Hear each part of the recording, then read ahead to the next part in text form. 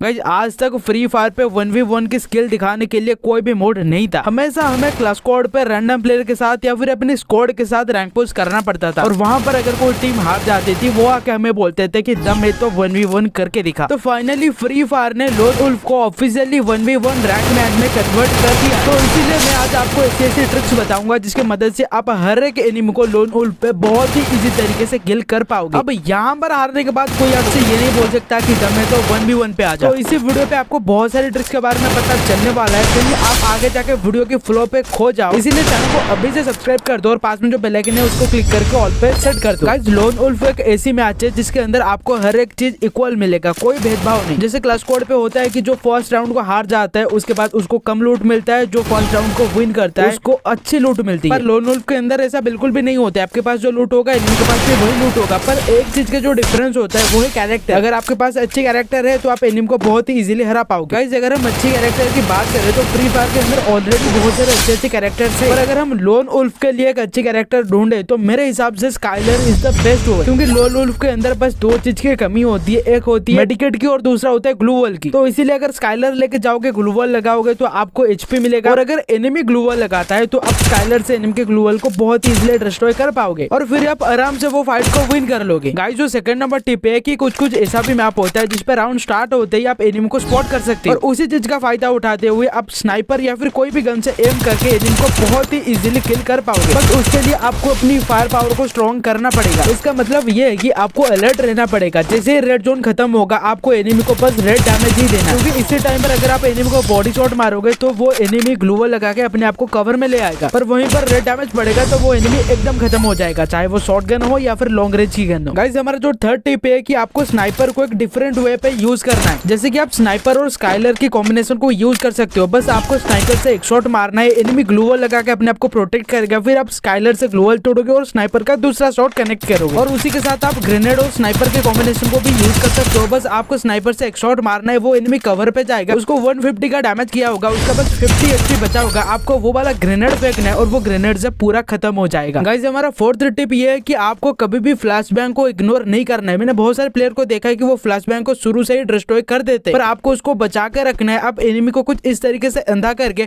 उसके ऊपर बहुत ही इजीली रश कर पाओगे। अब इसको चाहे आप क्लोज रेंज हो या फिर लॉन्ग रेंज हो कहीं पर भी अप्लाई कर सकते हो, बस आपको परफेक्ट कुक करके फेंकना है ताकि वो एनिमी अंधा हो जाए। और अगर आपको कुक ग्रेनेड के ऊपर एक डेडिकेटेड वीडियो चाहिए तो आप ये वाला वीडियो को चेकआउट कर सकते हो, लिंक आपको डिस्क्रिप्शन ऊपर आई बटन या फिर एंड स्क्रीन पर मिल जाएगा। गाइस हमारा फिफ्थ नंबर टिप है कि आपको कभी भी ईयरफोन के बिना नहीं खेलना है, आपको हमेशा ईयरफोन के साथ खेलना है, क्योंकि यहाँ पर अगर आप फुट स्टेप को मिस कर दोगे आप एक भी एनिमी को स्पॉट नहीं कर पाओगे। एग्जाम्पल चाहता हूँ, ये एनिमी की मैं पीछे आ गया फिर भी इसको पता नहीं कि मैं इसके पीछे खड़ा हूँ, अब इसको स्कोप इन करके मैं हेडशॉट मार दूंगा, इसको पता भी नहीं चलेगा। अब मैं यहाँ पर ईयरफोन लगा के खेल रहा हूँ तो मेरे को फुट स्टेप आया कि एनिमी इसी साइड से रश करने वाला है, तो मैं ये साइड पर आ गया, फिर उसको हेडशॉट से इजीली किल कर लिया। गाइस हमारा जो सिक्स्थ टिप है कि आपको हमेशा कवर पे रह के ही गेम को खेलना पड़ेगा। कभी कभार जब मैच स्टार्ट होता है कुछ प्लेयर ऐसे होते हैं जैसे ही मैच स्टार्ट होता है वो अपने आप को राइस्टार समझ के घुस जाते हैं अंदर, फिर पता चलता है कि सामने वाला एनिमी तो राइस्टार है, वो आपको हेडशॉट मार देता है। तो इसीलिए आपको मैच की स्टार्टिंग पे हमेशा कवर पे रह के एनिमी के साथ फाइट लेना, और अगर आप कवर के साथ थोड़ा मूवमेंट दिखा दे तो तब तो क्या ही बताऊं, आप एनिमी को बॉडी शॉट से भी खत्म कर सकते हो। फॉर एग्जांपल यहाँ पर मैं डैमेज हूं, वो एनिमी रश किया तो मैं मूवमेंट दिखा के आगे जाके उस एनिमी को खत्म कर लिया। अब अगर आपको ये पता नहीं कि मूवमेंट स्पीड को कैसे इंक्रीज करते हैं तो उसके ऊपर ऑलरेडी वीडियो बन चुकी है, आप ये वाले वीडियो को चेकआउट कर सकते हो, लिंक आपको ऊपर आई बटन या फिर डिस्क्रिप्शन पे मिल जाएगा। गाइस हमारा जो 7 टिप है, जो मेन टिप है, अगर आपको लोन वुल्फ पे प्रो बनना है या फिर हर मैच को विन करना है तो आपको हेडशॉट मारना सीखना पड़ेगा, चाहे वो वन टैप हो या फिर ड्रैग हो, कुछ भी हो आपको हेडशॉट मारना सीखना पड़ेगा, क्योंकि लोन वुल्फ के अंदर आप डाउन नहीं होते हो या फिर आपको कोई चांस नहीं मिलता है कि मरने के बाद आप दोबारा जिंदा हो पाओ। डुओ पे भी आप डाउन नहीं होते हो, सीधा किल हो जाते हो। तो इसीलिए अगर आप हेडशॉट नहीं मार पा रहे हो और सामने वाला एनिमी आपको हेडशॉट मार के जा रहा है तो आप 100% मैच को विन नहीं कर पाओगे। और अगर आप हेडशॉट सीखना चाहते हो, चाहे वो वन टैप हो या फिर ड्रैग हेडशॉट हो, तो लिंक आपको डिस्क्रिप्शन में मिल जाएगा, वहां से जाकर चेकआउट कर सकते हैं।